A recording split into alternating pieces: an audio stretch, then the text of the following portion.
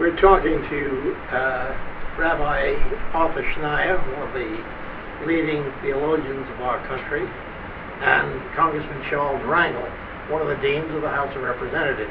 And we've been talking about Israel particularly. And this is certainly an opportune time to talk about it, because the Israeli parade is going to come up in another week, as I understand it, the 50th anniversary. 66 years. 66 years for Israel, but 50 years for the parade. Lester's very well informed. Exactly. Okay. Rabbi, how do you think America is handling this whole question of the Middle East now? Are you content with what is being done, or do you think more has to be done? We do not have unlimited power for instant solutions. I was involved in the Northern Ireland conflict. You know how many years it took to resolve that one? Same thing with Israel. As long as you have Iran trying to exert its regional influence and expand its regional influence, those surrogates represent a serious security threat. I firmly believe that no peace will ever come in that area. There will come, but also with the United States' help. But there comes a time in negotiation when you have to say, you step back and let's see what the two parties come up with.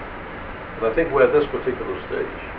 I think it was commendable for Secretary Kerry to say, okay, going to have a 9-month limit, and unfortunately that does not work in the real world. There was a miscarriage in between. There are no instant. You cannot just say it's going to happen with a deadline. You can have a goal, and I think that is the goal of the United States, to see peace in the Middle East. So I think that without the United States help, you're not going to see eventually the peace that all of us are seeking. You once said, Rabbi, that America still has its military forces, but economically we're not able to say, do, or threaten, coerce people to do the right thing. But I don't know how we can avoid the fact that America has the opportunity to move forward and recover economically. Everyone knows this. And every time we talk about using the military, we in the Congress have to say, and how much, not just in lives, how much is it going to cost? We owe $17 trillion. And the question is, what are we doing about growing the economy? And has the president got a plan? Yes. Have the Republicans got a plan? Yes. To defeat the president no matter what cost. I see the opportunity for our country to regain the economic power we have, Rabbi, of course with God's prayers, but China is now falling back in terms of raising the cost here. We have found new energy, so we don't have to worry about that. Great plus. At some point, we're going to reform the tax code so we don't pay people to create jobs. We got infrastructure, we got education, science and math problems.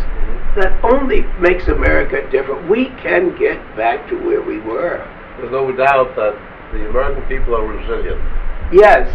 Resilient. And with proper focus, particularly what I'm very much concerned about, a large number of young people unemployed between the ages of 18 and 25 in the world, including America, including New York City. Young people, no hope, you can't find a job. And you know, when you are young and you're frustrated, you're an easy prey for extremism and radicalism.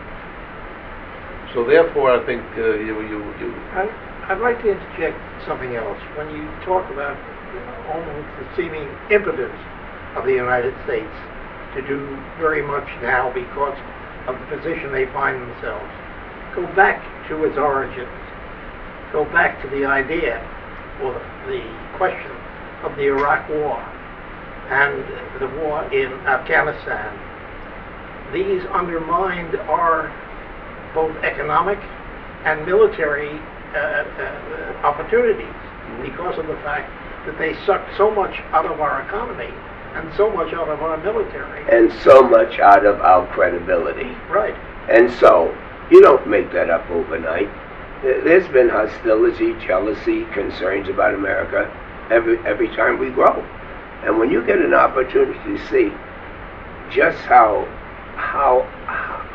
much we can fail, not just Americans, but the whole world, the way we did in going where the oil was and not where America's mandate would be. I was in the room when they decided that it was going to be Great Britain and the United States to find where the oil would be to pay for the invasion because it wouldn't cost us any money. That kind of talk doesn't stand up in the Torah, in the Bible, in the Koran. It's wrong. And we had hope that a country as young as we are, with the prestige and power that we had gained in such a short period of time, that we could have earned the respect of these countries. They got history, but they got poverty. So we're just going to have to say, trust us, and show our good work, because Americans are good people. Well, now, getting back to all of these things that are occurring on a recent date, your son was instrumental in eliciting a statement from the Abu Mazen. Abu Mazen. Correct. What do you think of that? Is that something that, in other words, private enterprise or private initiatives are better than government? It's not a matter of private initiatives. You'll find that when my son Rabbi Mark, know well, I spoke with him when he came back. I couldn't believe what he was saying. So everything in life is timing. Timing. Abu Mazen, because of the failure of the John Kerry negotiations, on the eve of a Holocaust Remembrance Day, thought that it would be a good gesture when posed the question to him to make a statement that yes, there was a heinous crime, the Holocaust. So you welcome the statement, particularly since his dissertation, when he studied in Moscow, denied the Holocaust very clearly, and the whole thesis denying the Holocaust. So it's a welcome statement.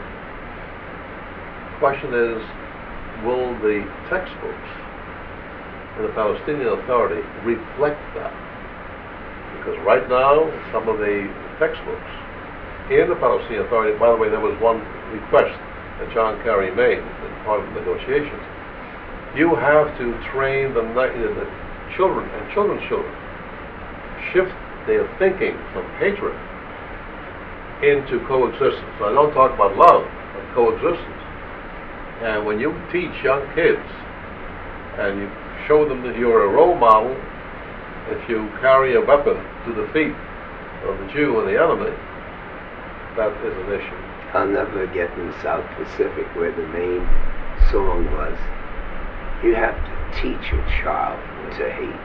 And so if a child is not exposed to anything except that Israel has to be destroyed, that there was no Holocaust, things that are absolutely defy history and common sense. But what has the kid got on the other side? He's talking about China, and Charlie and I, and you were talking about timing. Charlie and I met with Deng Xiaoping a long time ago, back in 1978, and it was after we had had a number of years that we had had informal relations with the Chinese. And in fact, Charlie made a statement that this was the first time that he was in China, and Deng Xiaoping said to him, what did he say to you? No. He welcomed me back to China, and I said to him, I had never been to China before. And he responded, that's right. November 30th, 1950, you tried to get into China, and you were not invited, so welcome. You're invited this time. And that was General MacArthur saying that we should go into China, but I just wanted to go home. Apropos China, you know, in '98, President Clinton appointed then Archbishop McCarrick, myself, Yes. 3 American religious leaders to deal with Chiang Zemin. And whenever I talk to leaders, particularly whether they're communist or not democratic leaders, I always like to have a conversation within the context of the Bible.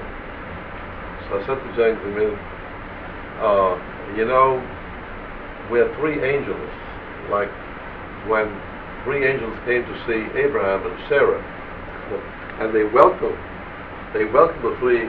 They didn't know they were angels, but meanwhile they brought the good news that the Sarah, who was old, was going to have a child. So we're 3 angels, and we're here to really bring you blessing, trying to strengthen the relations, the people-to-people relations, and also religious freedom. We went on to, by the way, we went on to Lhasa, Tibet. Have you been to Lhasa? No. But, I was in the Dalai Lama's bedroom. You know, when you started going back to the birth of Christ, it proves how you have to get to the mind in terms of what's good for humanity, and if it is, it's good for you and your family. One aspect today that is being put into the equation of Israel, the United States, the rest of the world, is this question of disinvesting in the Israel, undermining the economy of Israel, which is, to my mind, a greater threat than a military threat even could be, because of the fact that you undermine the economics of a country, as has been the case here. You make for impotence. How do you feel about that? These American companies and organizations that are you have on college campuses quite a few groups who advocate boycott. But you talk to Warren Buffett, I'll show you his picture. The best investment, and I'm quoting him, he made, is to invest in Israel. Google, Microsoft, many of the inventions that Israel exports today is brain power, innovation, sustainable innovation. Of course, to be labeled as some of them even call Israel an apartheid state, which is absurd. But of course, it's damaging. But also, I can tell you that many university leaders and student leaders have taken a strong position against the boycott movement. That every major company, whether it's in Europe, whether it's in the United States, is not falling for this boycott. And they don't really give the reasons for it. We're talking about hurting a friend. And if they follow the United States' great mistake in boycotting Cuba, they would find out that in both cases, not only is it justified, but it just doesn't work. Gentlemen, I want to thank you both. I'll be speaking about Cuba because Charlie and I have a joint humanitarian venture. You know, an American, Alex Gross, has been detained, sentenced for 15 years. I saw him in prison, military hospital, 2 years ago, and that is really a blockage in the reconciliation between the United States and Cuba. And I think that if Cuba and the United States can just reach an understanding and liberate this poor guy who was an American public servant. I met his mother, his family. They're using the 5 Cubans that are here. They clearly violated the law. Yeah, not only 5. Now it's down to 3. Now it's down to 3. Yeah. But the thing is that this is face-saving. They're doing this just for the very reason that you and I are outraged that they're doing it. They want more outrage at our government for not selling other issues And to hold a human being responsible that's innocent is holding someone hostage. Gentlemen, we don't have many constraints on this program. But one of the constraints is the question of time. Okay. That's why I said timing is important in life, right? Thank you, Rabbi Arthur Schneier. But thank you for presenting me with this great honor. Always. Thank you, Charlie Rangel. Sure. Now until next week at the same time, it's Fletcher Wolff saying so long from Mass Congress.